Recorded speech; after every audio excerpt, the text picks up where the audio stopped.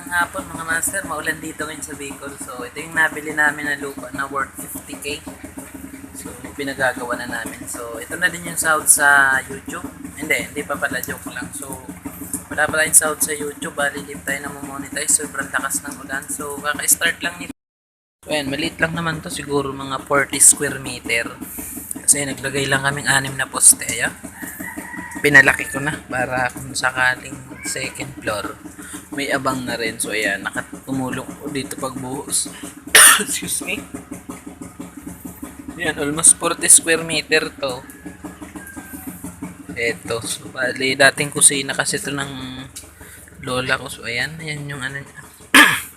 Bali 6 na poste yan. 1, 2, 3. So yan yung laki niya. Hindi naman ganun kalaki yan, pero okay na rin na bahay. Malaki lang to ng konti sa Lumina. So ayun.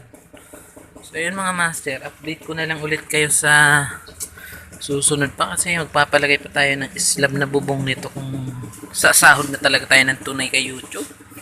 So yan muna mga master yung update natin. Masyadong maulan ngayon sa Bicol.